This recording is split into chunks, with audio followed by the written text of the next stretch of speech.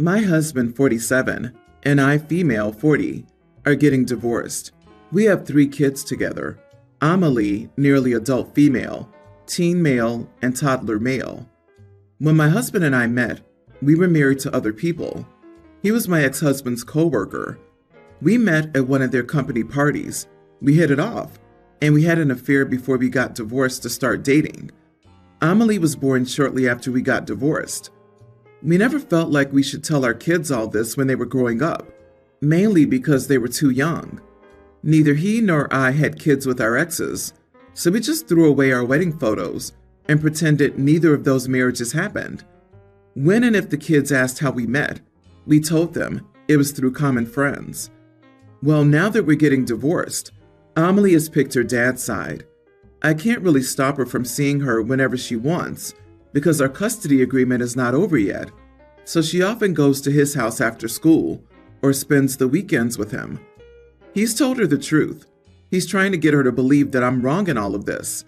Although all I'm doing is supporting my son, he's trying to get her against me and against her brother. He told her he had always wanted to tell them the truth, but I didn't allow it since it would make him look bad. That's obviously a lie, but Amelie believed him. When she returned home, she started arguing about why I never told her the truth.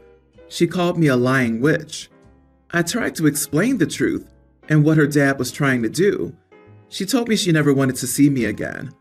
I got sick of that and grounded her. I took her phone and sent her to her room. This morning she wasn't talking to me. She told me she hates me and will try to leave to live with her dad. My coworker thinks I was an idiot for grounding her. She's a confused teenager.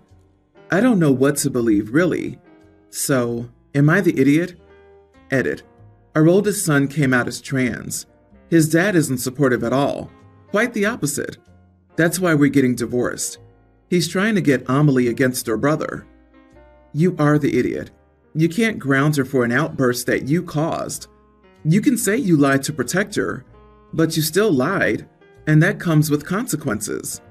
Now your daughter's confused and hurt, and you're grounding her just solidified in her mind that you are the bad guy. Your soon-to-be ex is awful for trying to manipulate her, but it's up to her who she believes, and it's up to you to prove him wrong. I think everyone's the idiot here. Your soon-to-be ex-husband is a royal idiot for not supporting your son and for using your daughter as a pawn in the divorce.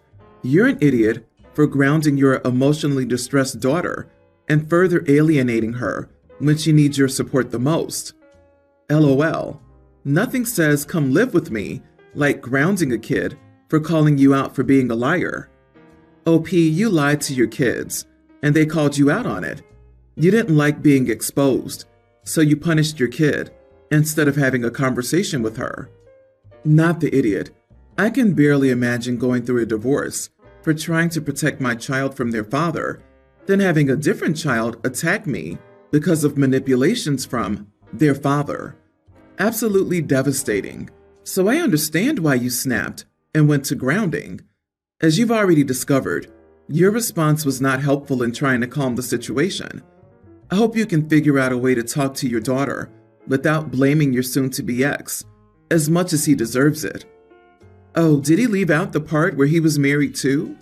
Wouldn't be surprised if he left that out or twisted it, saying I was happily married, but your mom seduced me, baby-trapped me, and blackmailed me into being with her. She'll find out the truth eventually. Kids always do, and you need to stay as truthful and as neutral as possible. Good luck. I was out with my kids, and my daughter, teen, fell. I checked on her, and she seemed fine, and she didn't even fall that hard, so we moved on. We came back home, and my daughter woke me up in the middle of the night and told me that her finger hurt. Now, keep in mind that she has a very low pain tolerance, and she always gets dramatic about everything. I looked at her finger, and it was fine, so I told her to go back to sleep. In the morning, she said she was still in pain, so I put some ice on it. Well, an hour later, her dad showed up at my door yelling at me, asking why I didn't take her to the doctor. We went to the doctor's office, and apparently, she had a broken bone. My ex called me the C word, took my daughter, and left. Was I the idiot? How was I supposed to know it was broken? She has the same reaction to a little stomach ache too. Edit.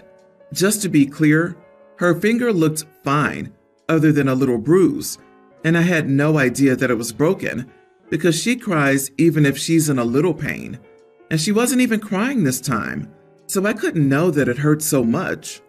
When she woke me up, I even asked her if she wanted to go to the hospital. She said no, she just wanted painkillers. Still, she knew I didn't like her taking medicine for no reason, so I offered to get her some ice, which she again refused. So I assumed it wasn't that serious. You are the idiot. You say you didn't know it was broken, but the reality is that you don't take her pain seriously. Every statement you made minimizes any of her complaints about pain. Maybe her pain tolerance isn't as low as you assume. Perhaps her little stomach pains are extreme. If the finger was broken, it would have been very bruised looking by the middle of the night. There was no way it looked fine. When I was in high school, I used to babysit for a family that often accused one of their children of whining and being overdramatic about tummy aches. After years of this, they realized this child had multiple food allergies. I've also known a number of young females whose pain was discounted, only to eventually learn they had endometriosis. Those little stomach pains could be a sign of a serious problem. I agree. If your teen is waking you up in the night and you know the child had an impact earlier in the day, then it's probably serious. And she wouldn't even give her a Tylenol? What kind of painkillers are we talking about? My mother was the same. She accused me of faking multiple illnesses throughout my life, and every time I was correctly diagnosed and she was proven wrong, she'd rant about how it's not her fault I'm so overdramatic. Good Lord, give her some baby Tylenol. Also, who the heck asked their kid if they want to go to the hospital? I'm so angry. You should be ashamed of yourself for neglecting your child.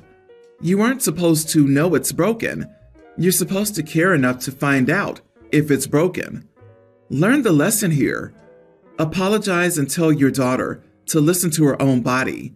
And by the way, what would have been a harm in taking her seriously? Would you have lost a few hours of time at urgent care or the doctor? Is that time really worth more to you than your daughter's health and comfort?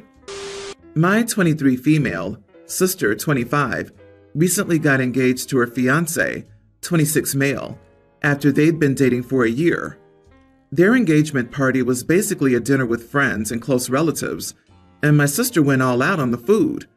Marriage is a huge deal to her, and she's had her whole wedding and married life planned out since we were kids. I've never felt the same excitement for weddings and kids, even though I wanted at some point. Since I'm a lesbian in a bigoted family, I long ago accepted that a big fancy wedding, with my father walking me down the aisle, wasn't part of the plan. This doesn't sadden me much, but my sister, the only one in my family who knows about my identity, has been convinced that I'm jealous of her since she started dating her fiancé. The dinner started out great, but after the main course, my family and relatives started asking about my dating life. At first, it was pretty harmless questions, such as, when are you getting a boyfriend? And why aren't you dating? I saw that boy hitting on you just yesterday. It annoyed me, but my sister seemed even more annoyed. After dessert, when the alcohol started kicking in, the questions got out of hand. My mom said, I can't believe your sister got engaged first. You've always been more social. And my grandma commented that I was the more attractive sister. My sister obviously got hurt by this, and I caught her crying in the bathroom at one point. I even tried to talk to her, but all she said was, Happy? You've made my engagement all about you, and then avoided me for the rest of the party. So this is the part where I might have been the bad guy. After my aunt asked when I would get a boyfriend for the millionth time, and I'd had my millionth glass of wine, I told her that I'd never get a boyfriend, but when I get a girlfriend, she'd be the first to know. I stormed out of the apartment, accidentally knocking a glass over, and took a cab home. My phone immediately started blowing up, but I turned off the notifications and went straight to bed. One of me and my sister's mutual friends, who was at the party, told me the next day that a wild discussion about what I said to my aunt was held, and then the party was cut short. My sister locked herself in her room crying, and everyone went home. I've now been blocked by most of my family and relatives. My sister sent me a nasty text about how my coming out on her part stole her thunder, and my mother no longer considers me family. I'm not going to try to make excuses for my behavior because I definitely could have been a more supporting sister, but I just wanted to know, am I the idiot? Not the idiot. You shouldn't need to hide who you are, and although there may have been a better time for it, it sounds like you were utterly pressured into it. You weren't the one making it all about you. Your family was. Who the heck says that someone is more attractive than someone else, right in front of the person? Who says that? A blunt grandma. My wife is a twin, and her sister has always, even when in athletic shape, been a bit taller and heavier than my wife. Grandma commented every Christmas about it. OP, your sister was angry at you before you even came out. She was mad at you and saying you were making it about yourself when that wasn't true. People were harassing you. That's not your fault. I'm leaning toward everyone's the idiot here. OP, why in the devil's haircut didn't you stop the comments earlier without coming out? How they talk about you both is dreadful. This party sounds like a race to the bottom regarding who can ruin the party for your sister the most. If she's constantly been told she's less social and less attractive, no wonder she wanted to show off at an event, showing someone loves her above all others. I feel awful for her. OP, I'm sure you already regret weaponizing your coming out and are now dealing with the incoming toxic reactions. You deserve much better too. But I hope you apologize to your sister for not facing up to these bullies. You and your sis need to team up against this cruel, bigoted family. Unfortunately, all you can do is make your own best choices. I think this whole situation is ridiculous, but I've received a lot of anger and criticism. My 25 female family likes to come along on any holidays one of the members is having. Someone mentions they're going on vacation. They all suggest making it a family trip or a reunion. And I have a large family with a lot of younger cousins and nieces and nephews, which can really get overwhelming because I'm autistic. Something they don't get and call me rude for whenever I leave early from events. I booked plane tickets to Japan this upcoming July since I've always wanted to visit. My hotel is a women's only capsule hotel, something I chose deliberately because it's A, cheaper, B, I feel much safer in women's only accommodation, especially since I'm traveling alone to a country I've never been to. I was invited to my niece's birthday recently and stated that I couldn't attend. I initially tried not to disclose the reason, as I knew they'd try and make it a family trip. I do this whenever I go on holiday and don't tell them until I'm already gone. However, I got pressured for the reason a lot. Eventually, I had to say I'd be on holiday in Japan. Immediately, my aunt was like, "Oh, what hotel are you staying at? We'll book rooms too and make it a big family summer holiday." At this point, I realized that they probably wouldn't be able to book the same capsule hotel I was in, as the rooms are single person and women only. So I went ahead and told them anyway. Well, one of my family members must have looked it up and told the rest of them this, because I got a barrage of texts saying how dare I not make my vacation inclusive of them, and that I was incredibly selfish. I snapped back in our group chat and said that I was sick of them inviting themselves on every single holiday, that just because we're family, we don't need to spend all of our time off together, and that I would most certainly not be welcoming of them trying to do anything with me on my solo vacation to a country I've been wanting to visit for many years, that I've paid for myself.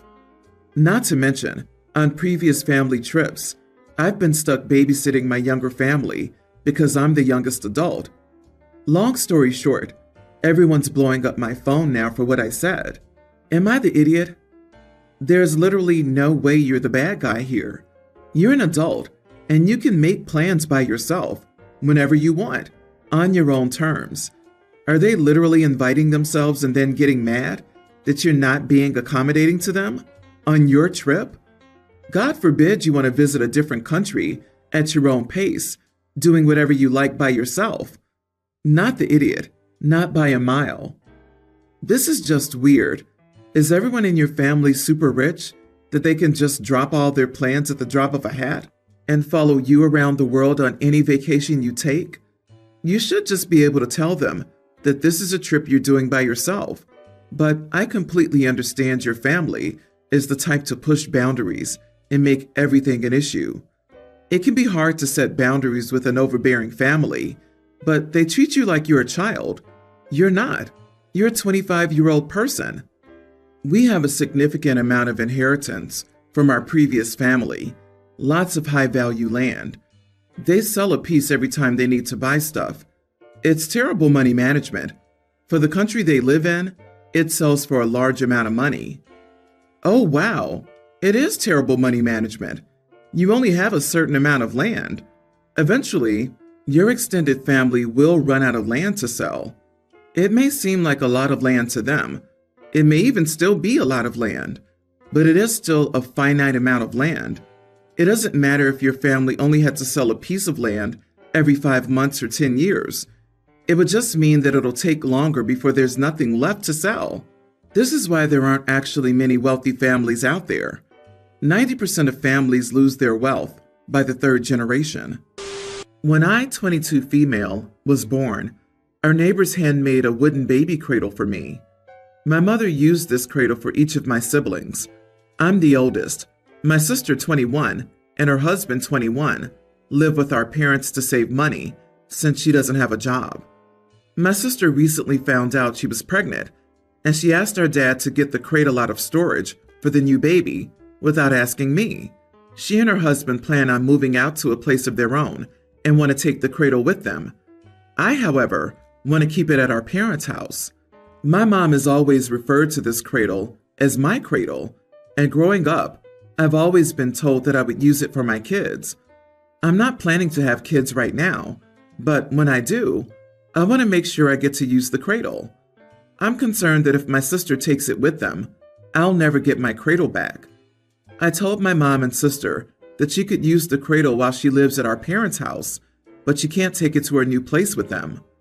My mom got mad and said I can take the cradle back eventually, but my sister had done this before. For instance, my mom promised me a bedroom furniture set from my great aunt. Still, she took it without asking me for her and her husband, forcing me to furnish my apartment out of my pocket. I let that go, but this cradle is much more important to me, and I really want to use it for my own kids when I have them. Am I the idiot if I insist that it stays at my mom's house, especially since she never asked me to use it in the first place? Wait, so it was used by you and all of your siblings, yet you're the only one that can own it? Yes, you are the idiot. Your sister needs the cradle now. You just hypothetically want the option to use the cradle someday. It's obviously not yours outright, since your mom still has possession of it. She can decide to change her mind on who gets to use it or not. The same goes for her will or estate, and anything else promised to you. You're acting like a child. Indeed, maybe OP wants to sleep in it herself. I would check that the cradle's even safe anymore, to be honest. Standards have changed a lot, and many of them no longer are. That said, that cradle is a family cradle that was used for all the kids and should be used for the grandkids. Maybe offer to buy your sister a cradle or a crib if it's so important to you. I disagree. My uncle made me a cradle when I was a baby, and it was for me. And to the bottom he burned, to my name, Uncle Jim. Also, OP explicitly says that the sister has a history of borrowing things and not returning them. Her sister got that furniture that was intended for her, so I can see why she's possessive of the cradle. She needs to bring it to her own place, though. Otherwise, it'll vanish. Not the idiot. You have an emotional attachment to something from your childhood. and you don't want it damaged or lost when you use it. I would say that you shouldn't leave the cradle at your parents' house at all. Take it now before it gets too late.